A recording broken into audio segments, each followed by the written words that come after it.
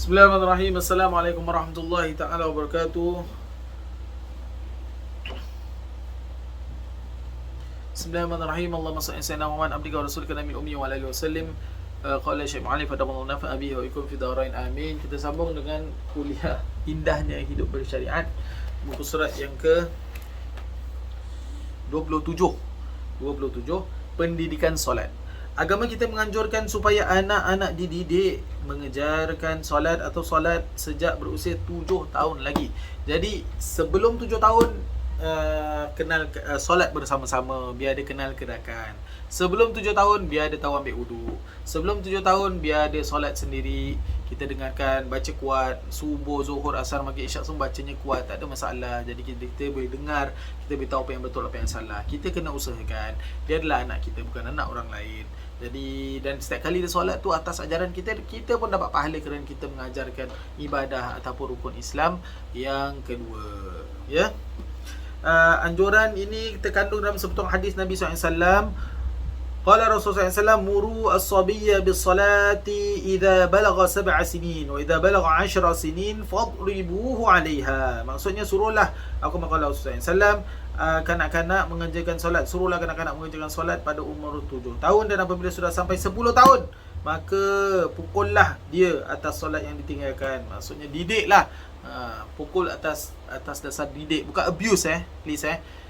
Bahasa Melayu tu pukul belasah sama-sama tapi kalau kita faham maksud pukul ni didik, ingatkan, maksudnya ini adalah benda yang serius. Ini adalah benda serius. Kalau dari kecil kau tidak mengikuti perintah Allah, nanti dah kahwin macam mana? Nanti dah jadi suami macam mana? Nanti dah jadi bapa macam mana? Nanti dah jadi world leader macam mana? Nanti dah jadi pemimpin rakyat, pemimpin negeri macam mana? Kalau dengan perintah Allah saja sudah susah mau ikut. Jadi 7 to 10 years very important. Ya, jadikan dia benda yang dia suka. Kalau dia terlepas solat biar dia rasa sedih, ini adalah benda yang serius. Ajarkan benda yang perlulah. Ini satu keperluan. Bukan YouTube itu keperluan, bukan Netflix itu keperluan, bukan buat homework online itu keperluan. Itu perlu tapi bukan satu keutamaan. Ilmu yang keutamaan itu adalah solat. Kalau solat tak disiplin, because solat is discipline, you're disciplining yourself to come about taking wudu and stand to do your prayer 4 units, 2 units, 3 units rakaat 5 times a day.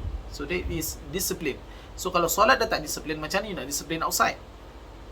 How do you want to discipline yourself? And at the same time, dia boleh belajar tentang waktu, belajar tengok time, dah pukul 1, dah pukul 4, dah pukul 5, dah pukul 7, dah pukul 8. Dia boleh tahu, dia belajar benda tu. Right? Banyak manfaat boleh dapat daripada solat. Dan ajarkan juga, sebelum ni, solat tu sebenarnya 50 kali sehari. Kita balik kepada kisah Isra' dan Mi'raj, di mana Nabi SAW diperintahkan 50 solat sehari. Kemudian turun, Nabi Musa nasihatkan untuk minta diskaun. Maksudnya lah, Nabi balik, turun, dapat 45. Minta lagi, umat kau tak mampu. 40. Minta lagi, umat kau tak mampu. 40, 35, 30, 25, 20. 15, 10. 5 pun minta lagi diskaun. Allah pula yang maha rahmah, maha kasih sayang. Tak apa, kau buat 5 tu dapat pahala macam 50. Allah, sayangnya Allah kepada kita. Suruhan dan latihan melaksanakan solat serta ibadah-ibadah lain seperti berpuasa akan membiasakan anak-anak untuk mudah mentaati titah perintah Allah SWT. Mungkin antara sebab anak-anak kita susah nak ikut perintah kerana perintah solat saja kita tidak utamakan. Itu mungkin satu kemungkinan. Mungkinkan bersama dua jiwa ini dalam mencari cinta sejati. Cinta sejati Allah SWT. Cari cinta sejati Allah SWT. Kasih mereka daripada usia yang muda beriman, usia yang bermuda. Ya Allah, murahkan rezeki dapat masuk madrasah. Ya Allah, murahkan rezeki anak-adik-adik sihat, ibu bapa sihat, apa-apa hajat dimakbulkan. ajarkan konsep rezeki, ajarkan segala perkara itu adalah dengan izin Allah Subhanahu wa taala. Ya, insya-Allah. Kebiasaan mereka mematuhi suran Allah Subhanahu wa taala dan Rasulullah SAW akan dapat mempersiapkan individu kanak-kanak tersebut menghadapi alam kedewasaan dengan penuh yakin dan semangat. Jadi hanya dengan mengajarkan solat dia akan belajar apa? Belajar makna Allahu Akbar, belajar doa iftitah, belajar Al-Quran, belajar surah Al-Fatihah, ajarkan tafsir Al-Fatihah, ajarkan tafsir surah-surah juz 30, ajarkan bacaan subhana rabbil azim wa bihamdi, apa makna sami Allahu liman hamida, apa yang dibaca ketika sujud. Sujud itu adalah tempat paling dekat kita dengan Allah Subhanahu wa taala, mintalah dalam keadaan sujud. Doa harian dalam solat, Rabbi firli warhamni wajibuni warfa'ni wazuqni wadini wa'afini wa'afani, apa maknanya. Bacaan dalam tahiyat pun ingat Nabi Ibrahim dan Nabi Muhammad SAW, baca sejarah Nabi dan juga Nabi Ibrahim dan Nabi Muhammad SAW. Allahumma salli ala Muhammad, suruh mereka jatuh cinta dengan Rasulullah SAW. Ini semua akan membantu dalam menjadikan anak kita manusia, insya-Allah. Anak-anak yang mendapat didikan beribadah di peringkat asas akan memiliki kesihatan jasmani, memiliki kemuliaan akhlak dan berperwatakan yang disukai ramai, insya-Allah. Jadi maksud dekat sini, kalau tak diajarkan solat, takut-takut nanti dia memiliki tidak memiliki kesihatan jasmani, tidak memiliki kemuliaan akhlak, tidak memiliki perwatakan yang disukai ramai. Jadi sangat penting untuk ajarkan anak-anak kita untuk pandai solat. Paling best boleh jadi imam lah.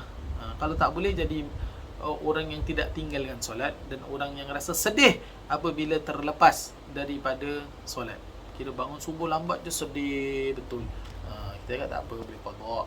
Ataupun diajarnya buat solat duha juga, jangan terlepas solat qabliyah ba'diyah, daripada jadi benda ni menjadi kebiasaan.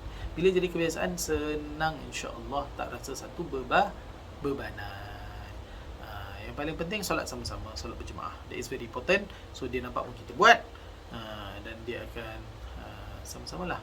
Yang kedua, kalau kita dah solat dulu, dia belum solat, tengokkan solat dia. Bukan tengok handphone saja, wahai ibu bapa.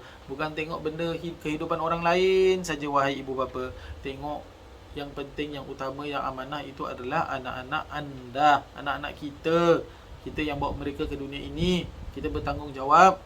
Selagi belum balik akil, kita bertanggungjawab terlebih dahulu menjadikan mereka manusia yang bermanfaat, manusia yang kuat ibadah, manusia yang mempunyai akhlak yang mulia. Itu kerja kita. Bukan untuk prank-prank sana, untuk TikTok sini sana, tidak. Itu bukan diminta. Wallahu ta'ala alam. So nanti selepas ini kita masuk tentang belajar Al-Quran. Mengapa Al-Quran perlu diajar di peringkat yang kanak-kanak. So itu semuanya dalam kitab ini.